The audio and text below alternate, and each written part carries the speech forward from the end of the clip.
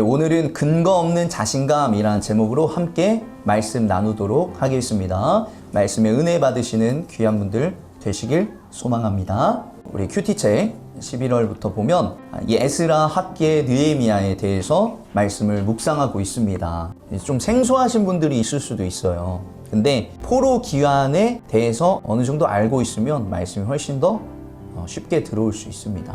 먼저는 에스라서의 1차 포로 기환과 2차 포로 기환에 대해서 에스라서가 다루고 있습니다. 이 스룹바벨과 여호수아 제사장이 성전 건축을 하려고 페르시아로부터 포로들을 데리고, 포로들이 이제 이스라엘 사람들이에요. 이스라엘 사람들을 데리고 예루살렘에 와서 성전을 건축했어요. 이 무너져 있던 그 솔로몬 성전이 다 바벨론 군에 의해서 다 부셔졌고 이제 포로로 잡혀갔잖아요. 그리고서 이제 바벨론에서 페르시아로 바뀌면서, 패권이 바뀌면서 이제 페르시아는 니네 땅으로 가라, 세금만 잘 내도 된다, 이렇게 하면서 포로로 다시 포로 귀환이라고 이렇게 표현을 합니다. 근데 1차 포로 귀환을 통해서 성전을 건축을 하는데, 성전 건축을 하다가 크지 않아요. 우리 교회보다 조금 더 크거든요. 이런 성전을 건축하는데 무려 21년이나 걸린다는 게 말이 안 돼요. 왜 그러냐면 건축을 하다가 방해하는 세력들이 있어서 16년 동안 멈추게 됩니다. 그렇게 되면서 우여곡절 끝에 이때 누가 등장하냐면 학계와 스가랴 선지자가 등장을 해서 하나님께서 말씀하시는 거예요. 성전을 지어라 해서 21년 만에 성전을 완공하게 됩니다. 그래서 지금 에스라, 학계 선지자가 나왔지요. 예. 두 번째는 이제 포로 귀환인데, 에스라 선지자라고도 하는데 학자입니다. 신앙을 건축했습니다. 신앙은 어떻게 건축하죠? 신앙과 말씀을 회복했어요. 그래서 성경에 이런 내용들이 나옵니다. 모세 오경에 이런 내용들이 나옵니다. 여러분들이 성경을 잘 모르지요? 그래서 성경을 알려주었어요. 그러면서 어려운 말로는 이제 신앙을 건축했다, 말씀과 신앙을 회복했다, 이렇게 표현을 합니다. 이때에도 포로들이 에스라 선지자와 같이 귀환을 했어요. 이걸 2차 포로 귀환이라고 하고, 이제 3차 포로 귀환은 느헤미야가 술 맡은 관원장, 요셉 이야기에서만 등장하는 게 아니라 느헤미야도 술 맡은 관원장이었습니다. 그래서 왕에게 이야기를 해서 우리나라에 지금 성벽이 무너져서 외세들이 침략하고 주변 나라들이 우리를 깔봅니다. 성벽도 없는 나라라고 깔봅니다. 우리나라 성벽을 좀 짓게 해주십시오. 이렇게 하면서 왕에게 요청을 해서 성벽을 짓게 됩니다. 근데 이때에도 방해하는 세력들이 나와요. 오늘 읽었던 이 느헤미야 4장에 있는 도비야와 산발랏과 이런 사람들이 방해를 해요. 그런데 말씀을 보면 재밌는 게, 한쪽에는 무기를 들고 한쪽에는 쟁기를 들고 해서 52일 만에 이 무너진 성벽을 완공을 합니다. 어쨌든 성전을 짓고 그 다음에 마음에 말씀을 심기고 다시 성벽을 지었다, 이렇게 보시면 되겠습니다. 이 정도만 알고서 오늘 말씀을 보면 되는데요. 중요한 것은 무엇이냐면, 다 이 성전을 지을 때도, 성벽을 지을 때도 방해하는 세력들이 있다는 거예요. 우리가 마치 신앙생활을 열심히 하려고 해도 방해하는 세력들이 있고, 또 우리가 살아가는 데에도 악한 사람들이 있어요. 성경에는 대적하는 사람들이라고 이야기를 합니다. 그런 사람들이 늘 있다는 거예요. 우리 영적으로 보자면 하나님의 일이 진행되는 걸 사단이 원하지 않아요. 그리고 영적인 것을 떠나도 꼭 주변에 악한 사람들이 있어서 내가 잘 되는 거를, 사촌도 잘 되는 걸 원하지 않는다고 하는데, 친척이 아닌 사람들은 어떻겠어요? 더 내가 잘 되는 걸 원하지 않는 사람들도 있다는 거죠. 그래서 이런 사람들은 늘 우리를 넘어뜨리고 조롱을 한다, 비웃는다 라는 것이에요. 그래서 오늘은 이런 부분에 대해서 좀 말씀을 나누고자 합니다. 그래서 느헤미야 4장 1절과 2절, 3절을 보면 우리가 성벽을 다시 쌓아 올리고 있다는 소식을 들은 산발랏은 몹시 분개하며 화를 내었다. 그는 유다 사람을 비웃으며 자기 동료들과 사마리아 군인들이 듣는 데에서 힘도 없는 유다인들이 도대체 무슨 일을 하는 거냐, 이 성벽을 다시 쌓는다고? 여기에서 제사를 지내겠다는 거냐? 하루 만에 일을 끝낸다는 거냐? 불타버린 돌을 흙무더기 속에서 다시 꺼내서 쓸 수 있다는 거냐 하고 빈정거렸다. 그의 곁에서 있는 암몬 사람 도비야도 한마디 거들었다. 다시 싸우면 뭐랍니까? 물론 돌로 성벽을 쌓는다지만 여우 한 마리만 기어 올라가도 무너지고 말 것입니다. 돌로 쌓는데 여우 한 마리가 올라간다고 부셔진다는 거예요. 얼마나 비웃는 게 정도가 심한 것을 우리가 볼 수 있어요. 근데 그들은 왜 이렇게 느헤미야가 좋은 일 하는 것 같은데 왜 지금 방해를 하고 비웃을까요? 왜 그래요? 그들에게는 이 성벽을 쌓는 게 손해이기 때문이에요. 정치적인 이유가 있어요. 그들은 사마리아 사람이었고 또 주변 사람이었어요. 이스라엘 주변에 있는 나라 사람들이었는데 그들이 지도자들 중에 하나였어요. 한마디로 얘기하면 무엇 때문일까요? 이 돈과 관련이 있는 거예요. 이스라엘이 무너져 있으니까 자기들이 이스라엘의 경제권을 다 쥐고 있어요. 주변 사람들이 경제권을 쥐고 있고 이스라엘이 독자적인 나라가 되고 민족이 되면 자기네들끼리 살아갈 거 아니에요? 우리를 의지하고 살아갔는데 우리에게 다 경제적인 것까지 다 의지하고 살아갔는데 독자적인 나라가 되면 우리에게 경제적으로 불리하다, 손해가 된다라는 그런 생각들이 있었던 거예요. 그리고 물론 신앙적인 이유도 있었죠. 이 주변 나라들은 또 혼합주의, 이방신을 섬기는 나라였기 때문에 그런 것도 있었어요. 한마디로 얘기하면 이스라엘이 잘 되면 자기들에게 손해인 거예요. 자기들만 잘 되자 하는 마음으로 방해를 한 것이에요. 근데 말로 방해하고 화를 내고 뭐 이 정도는 그럴만하죠. 넘어갈 수 있죠. 근데 오늘 말씀 11절에 보면 어때요? 한편 우리의 원수들은 지도 새도 모르게 쳐들어와서 우리를 죽여서 일을 못하게 하려고 계획하고 있었다. 이게 진심이었다는 거예요. 어느 정도였어요? 느헤미야를 죽여서라도 멈추게 해야 된다. 그래서 실제로 죽이려고도 했던 거예요. 이런 내용을 좀 더 다음 주에나 더 자세하게 나누겠지만, 그래서 아까 이야기했던 것으로 한 손에는 짐을 나르고 한 손에는 무기를 잡고 일을 했어요. 또 언제부터 일했죠? 52일 만에. 물론 성벽이 곳곳에 아까 완전히 무너진 게 아니라 어느 군데는 부셔져 있고 어느 군데는 연결이 돼 있고 이러니까 금방 지을 수 있었지만, 이른 새벽부터 밤에 별이 보일 때까지 열심히 일했기 때문에 금방 지을 수 있었던 거예요. 이렇게 하면서 결국 성벽이 완성이 된 거죠. 근데 오늘 아까 말씀드렸다시피 함께 나누고자 하는 것은 무엇이냐면, 우리에게 힘들고 어려운 순간이 늘 있고 우리를 방해하는 세력들이 늘 있다 라는 것입니다. 근데 우리가 가장 힘들 때가 언제예요? 그런 사람들이 있고 없고의 차이가 아니라 우리의 마음이 힘들 때가 제일 힘듭니다. 그런 사람들이 우리에게 그렇게 말하고 우리를 협박하고 힘들게 할 때, 그럴 때가 힘들 게 아니라 결국 그런 사람들로 인해서 내 마음이 무너질 때가 제일 힘들다라는 거예요. 내 어떤 정신력이라고 해야 될까? 그게 무너질 때가 제일 힘든 것이에요. 그래서 오늘은 이 시편 3편의 말씀도 같이 나누면서 우리의 마음을 지킬 수 있는 것이 무엇이 있을까에 대해서 함께 나누기를 소망합니다. 어떻게 보면 우리의 마음을 어떻게 회복시킬 수 있을까라고도 할 수 있을 것입니다. 첫 번째는 무엇이냐면, 우리는 하나님의 말씀을 들어야 합니다. 같이 한번 따라 보겠습니다. 우리는 하나님의 말씀을 들어야 합니다. 네, 시편 3편 한번 볼 텐데요. 제목이 있어요. 여러분도 이게 성경을 찾아보면 나오겠지만, 다윗이 아들 압살롬에게 쫓길 때 지은 시입니다. 다윗은 물론 영광스러운 때도 있었지만 어려운 때도 있었어요. 밧세바와의 죄 때문에 아들이 죽었죠. 밧세바 사이에 아들이 죽고, 또한 이 압살롬이란 아들이 반역을 합니다. 그래서 쫓겨나요. 그럴 때 지은 시다라는 거예요. 뭐라고 고백해요? 주님, 나를 대적하는 자들이 어찌 이렇게도 많습니까? 나를 치려고 일어서는 자들이 어찌 이렇게도 많습니까?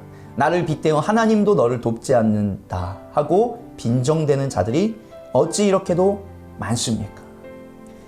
우리가 여러 어려움들이 있지만 아마도 다윗에게는 가장 큰 어려움이 이때이지 않을까 싶어요. 여러분에게도 어려운 순간들이 있고 힘들 때가 있겠죠? 그러면서 얘기하는 거예요. 어떻게 나를 대적하는 사람들이 이렇게 많습니까? 나를 치려고 하는 사람들이 이렇게 많습니까? 2절에 보면 하나님도 너를 돕지 않는다. 이게 뭐예요 지금? 하나님이 계셔도 너는 안 도와. 얼마나 이게 굉장히 힘든 얘기예요. 사람들은 하나님이 계시냐 안 계시냐를 얘기하는데 하나님이 계셔도 너는 돕지 않아. 이렇게까지 이야기를 하는 거예요. 얼마나 힘들겠어요. 마치 뭐예요? 하나님이 계셔도 너는 안 도와준다. 느헤미야에는 뭐라고 해요? 네가 성벽을 짓는다고 이 여우도 성벽을 무너뜨리겠다 라는 이런 말들을 하는 것이에요. 그런데 중요한 게 있어요. 뭐가 중요하냐면 이 말들을 지금 누가 하는 거예요? 나를 반대하는 자들이 하는 거예요. 개역 개정에는 대적하는 사람들이라고 써 있어요. 우리는 중요한 것이 뭐냐면 나를 대적하는 사람들의 말을 들으면 안 된다는 거예요. 나를 무너뜨리려고 하는 사람들의 말을 우리가 귀 기울일 필요가 없다는 거예요. 우리는 누구의 말에 귀 기울여야 되는 것이에요? 하나님의 말씀에, 하나님의 음성에 귀 기울여야 되는 것이에요. 나를 무너뜨리려고 하는 자들, 의도를 가지고 악의적으로 하는 사람들입니다. 그런데 우리가 그 사람들 말대로 무너지고 넘어져요? 내 멘탈이, 내 정신이 쓰러져요? 내 마음이 가라앉아요? 그거는 그 사람들이 원하는 대로 되는 것이에요. 다윗에게도 느헤미야에게도 이런 자들이 있었다는 거예요. 그리고 또한 우리에게도 이런 사람들이 있다는 거죠. 우리 마음이 이런 생각이 들 때가 있어요. 그런데 이거는 뭐예요? 하나님이 원하시는 것이 아니고 하나님의 말씀이 아니다라는 것이에요. 우리는 나를 무너뜨리려고 하는 외부의 소리, 그리고 또 자존감이 낮아지는 상태에서 드는 내 마음에 스스로를 무너뜨리는 이 약한 생각에 우리는 집중해서는 안 된다라는 것이에요. 우리는 늘 주님의 말씀에만 집중하고 듣고 순종해야 한다라는 것입니다. 하나님께서는 우리에게 이런 말씀을 하지 않으세요. 늘 하나님께서는 우리에게 힘이 되어주시고 능력이 되어주신다라는 거예요. 시편 119편 107절 109절에 보면 주님 내가 받는 고난이 너무 심하니 주님께서 약속하신 대로 나를 살려주십시오. 주님의 말씀은 나를 살려주시는 말씀이에요. 109절 내 생명은 언제나 위기에 처해 있습니다만 내가 주님의 법을 잊지는 않습니다. 성경의 수많은 말씀들은 여러분을 절대 무너뜨리지 않습니다. 하나님께서는 여러분을 끝까지 존중하고 끝까지 사랑하여 주신다라는 것이에요. 하나님의 말씀이 여러분을 살린다라는 것을 기억하시길 바라며 주변 사람들이 빈정거리거나 또 악한 마음을 하는 말에 여러분이 신경 쓰지 않으셨으면 좋겠습니다. 오히려 하나님의 말씀에 집중하시는 분들 되시길 소망합니다. 우리의 마음을 지킬 수 있는, 우리가 회복할 수 있는 두 번째는 바로 믿음의 선포입니다. 같이 한번 따라해 보겠습니다. 믿음의 선포. 믿음의 선포. 느헤미야 4장 4절 5절에 보면 느헤미야는 그런 말들에 신경을 쓰지 않고 오히려 선포를 합니다. 기도를 합니다. 우리 하나님 들어주십시오. 우리가 이렇게 업신여김을 받고 있습니다. 제발 우리에게 퍼붓는 그 욕이 그들에게 되돌아가게 하여 주십시오. 그들이 노략을 당하게 하시고 남의 나라로 끌려가게 하여 주십시오. 그들의 죄를 용서하지 마시고 그들의 죄를 못 본 채 하지 마십시오. 그들이야말로 성을 쌓고 있는 우리 앞에 주님을 모욕한 자들입니다. 오히려 하나님께 그들의 죄를 갚아달라고 기도를 하고 있지요. 그러면서 14절에 뭐라고 얘기해요? 그들을 두려워하지 말아라. 위대하고 두려운 주님을 기억하고 형제 자매와 자식과 아내와 가정을 지켜야 하니 싸워라. 이렇게 주변 사람들에게, 이스라엘 사람들에게 이야기를 합니다. 그러면 다윗은 시편 3편에 뭐라고 이야기를 하죠? 나를 대적하여 사방에 진을 친 자들이 천만 대군이라 하여도 나는 두려워하지 않으렵니다. 주님 일어나십시오. 나의 하나님 이 몸을 구원해 주십시오. 주님께서 내 모든 원수들의 뺨을 치시고 악인들의 일을 부러뜨리셨습니다. 구원은 주님께만 있습니다. 주님의 백성에게 복을 내려 주십시오. 우리가 어떻게 믿음의 선포를 할 수 있나요? 하나님을 신뢰해야 믿음의 선포도 할 수 있는 거예요. 대적들이 나에게 빈정거리는 말을 하고 악한 말을 할 때 우리의 마음이 연약해질 때 우리들은 반대로 믿음의 선포를 해야 우리의 마음을 지킬 수 있고 다시 일어날 수 있다는 것입니다. 이 시간 저와 함께 같이 이 6절, 7절, 8절 함께 고백했으면 좋겠습니다. 나를 대적하여 사방에 진친 자들이 천만 대군이라 하여도 나는 두려워하지 않으렵니다. 주님 일어나십시오. 나의 하나님 이 몸을 구원해 주십시오. 주님께서는 내 모든 원수들의 뺨을 치시고 악인들의 일을 부러뜨리셨습니다. 구원은 주님께만 있습니다. 주님의 백성에게 복을 내려 주십시오. 아멘. 여러분의 믿음의 선포가 여러분의 마음을 지키고 여러분을 살릴 수 있을 줄 믿습니다. 늘 말씀을 선포하시는 여러분들 되시길 소망합니다. 마지막으로 우리의 마음을 지킬 수 있고 우리를 또 회복시키는 것은 바로 세 번째는 습관적인 예배입니다. 같이 한번 따라해볼까요? 습관적인 예배. 왜 그냥 예배라고 하면 되는데 왜 습관적인이라는 단어를 붙였냐면 우리의 마음을 지킬 수 있는 것은 무엇이라고 했어요? 하나님의 말씀이에요. 구원은 무엇으로 오는 거예요? 하나님의 말씀을 들음으로 우리에게 구원이 오는 거예요. 믿음은 그렇게 생기는 것입니다. 우리가 믿음의 선포를 하는데 믿음의 선포를 할 수 없을 때도 있다는 거예요. 항상 우리가 믿음이 좋아서 믿음의 선포를 하고 목사님이 선포하라고 했지 해서 선포를 한다고 해도 못할 것 같아 이런 분들이 또 있고 상황이 그렇게 될 때도 있어요. 그럴 때 좋은 것이 뭐예요? 교회에 나오는 것입니다. 교회에 나와서 예배 시간이 아니더라도 교회에 나와서 기도하시고 그냥 가만히 앉아 계셨다가 가시더라도 마음이 좀 평안해지는 것을 느낄 것입니다. 다 아시잖아요? 예, 교회 비번도 다 아시고 하니까 교회에 오셔서 앉아만 계셔도 마음이 평안해질 것입니다. 그리고 이렇게 해서 십자가만 바라봐도 가능하시면 짧게라도 기도하시고 가면 좋겠죠. 근데 그 다음에는 무엇이냐면 예배 시간에 교회에 나오는 것이 습관적으로라도 우리 습관적으로 예배 드리는 것이 얼마나 중요하냐면 예배는 여러분들이 아무것도 하지 않아도 그냥 가만히 앉아있다만 가도 예배를 드리는 것이잖아요. 맞죠? 예배 시간에 하는 게 뭐예요? 찬양하고 기도하고 말씀 듣는 거예요. 이게 여러분을 회복시킬 줄 믿습니다. 하나님의 말씀을 듣는 거고 찬양하는 거고 또 기도하는 건데 이 가운데에서 자연스럽게 회복이 일어난다는 거예요. 물론 시간은 좀 오래 걸릴 수 있겠지만 조금씩은 회복이 일어난다는 거예요. 우리의 마음이 다시 돌이켜진다는 거예요. 내가 다시 믿음의 사람으로 열심히 살아가야 된다라는 마음이 조금씩 든다는 거예요. 그렇기 때문에 늘 예배의 자리를 찾고 앉아있는 게 중요하다라는 것입니다. 하나님의 말씀을 듣고 있기 때문이죠. 하나님의 말씀에서 빈정거리고 무시하는 말을 듣습니까? 그렇지 않죠. 하나님의 말씀은 나를 세우고 나를 살리고 나를 돕는다라는 것입니다. 그렇기 때문에 습관적으로라도 교회에 와서 예배드리는 것이 중요하다라는 것입니다. 오늘 말씀의 제목이 근거 없는 자신감입니다. 근거 있는 자신감은 들어본 적이 있는데 근거 없는 자신감 들어본 적이 있는지 모르겠어요. 줄여서 뭐래요? 근자감이라고 하는데 이세돌 다 아시죠? 책을 썼어요. 이세돌의 인생의 수일기. 거기에는 이런 말이 나옵니다.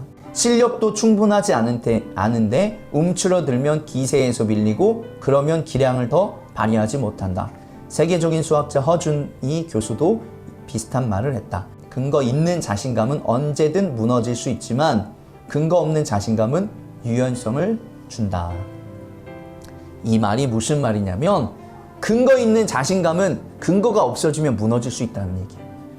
그러니까 실력이 뒷받침되어 있어도 나보다 더 큰 실력이 있는 사람들을 만나면 근거 있는 자신감은 결국 무너지는 거라는 거예요. 저 사람이 더 잘하지. 근데 근거 없는 자신감은 유연성을 준다는 거죠. 뭐예요? 뒤집어질 수도 있다는 거예요. 이 영어로는 업셋이라고 하는데 내가 좀 못해도 뒤집을 수 있는 게 근거 없는 자신감이라는 거예요. 오늘 말씀을 보면 느헤미야가 외친 선포나 아니면 다윗이 고백했던 선포나 근거 있는 자신감이 아니었어요. 근거 없는 자신감이에요. 무엇으로 근거 없는 자신감이에요?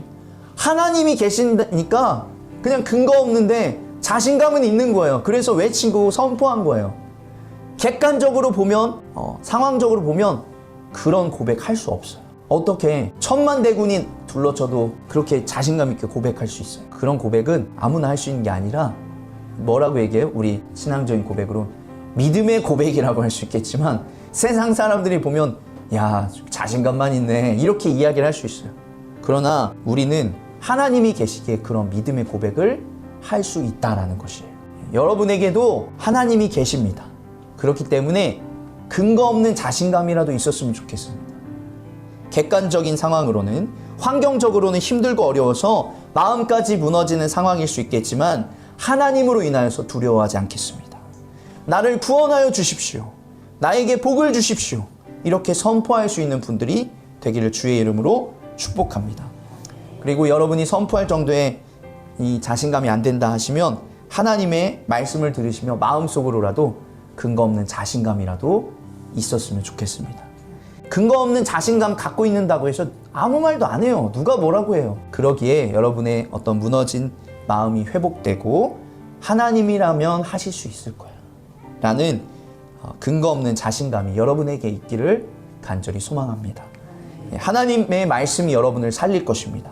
하나님으로 인하여서 근거 없는 자신감을 갖고 살아간다면 하나님께서 분명히 역사해 주실 줄로 믿습니다. 아멘.